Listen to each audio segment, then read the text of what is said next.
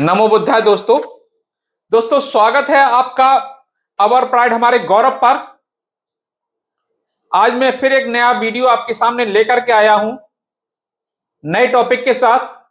क्या आप जानते हैं दिवाली के दियों की रोशनी के पीछे छुपी हुई है एक ऐतिहासिक कहानी जिसे सदियों तक दबाने की कोशिश हुई। आज हम बात करेंगे दीपदान उत्सव की, जो न सिर्फ सम्राट अशोक की बौद्ध विरासत का प्रतीक है बल्कि बहुजन अस्मिता और चेतना का असली पर्व भी है। इस वीडियो में आप जानेंगे कैसे दीपदान उत्सव का सच आपके सोचने के तरीके को बदल सकता है और क्यों हर भारतीय को इसकी असली कहानी जाननी चाहिए। दीपदान उत्सव नव बौद्धों द्वारा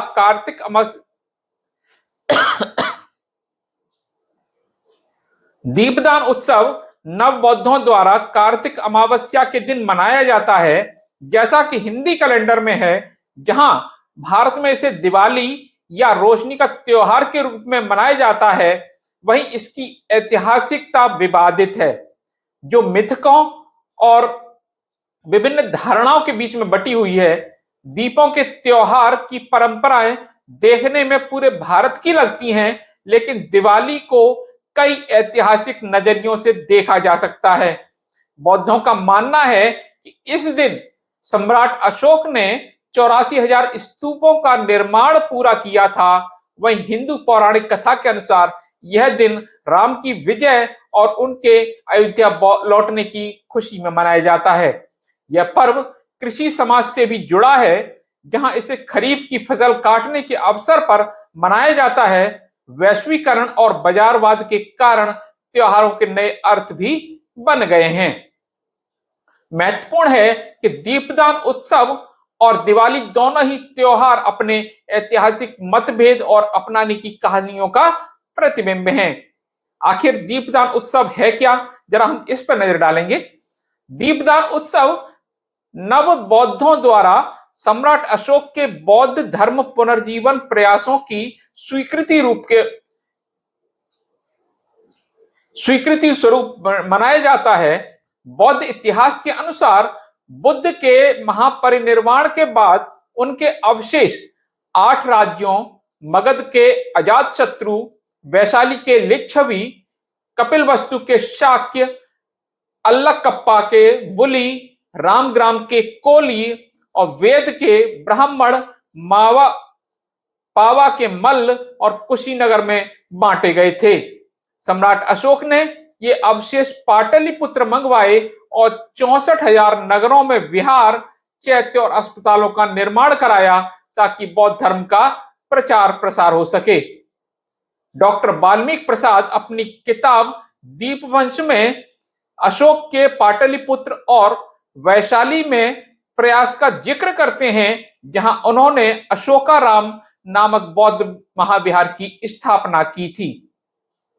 राहुल सांकृत्यायन 84,000 बौद्ध बहुजन समुदायों में भी दीपदान उत्सव दिवाली जैसा ही उत्साह लेकर मनाया जाता है, जैसे घरों को सजाना, बौद्ध ग्रंथ सुनना, बिहारों की यात्रा करना और भिक्षुओं को दान देना।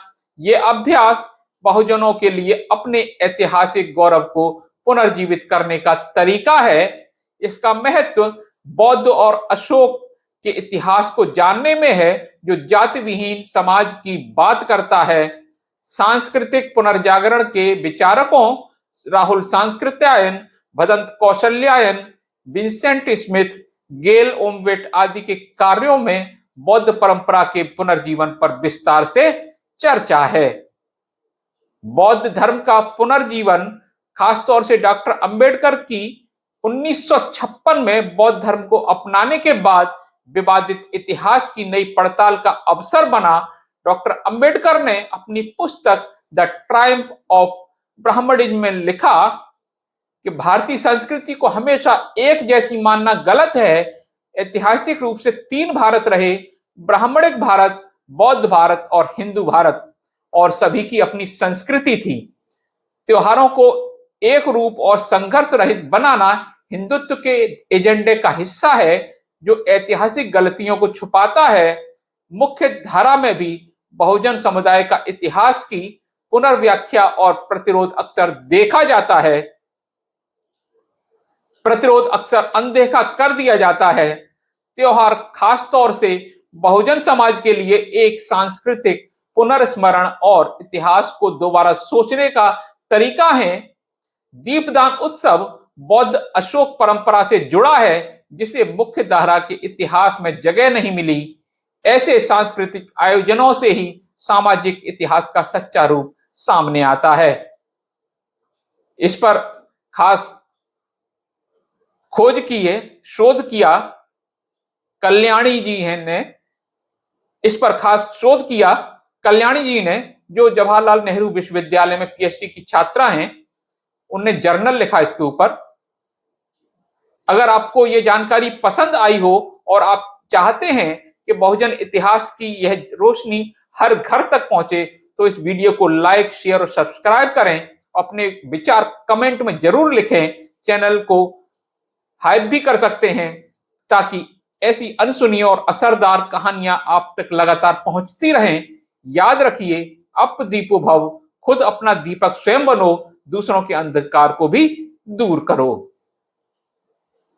नमो बुद्धाय।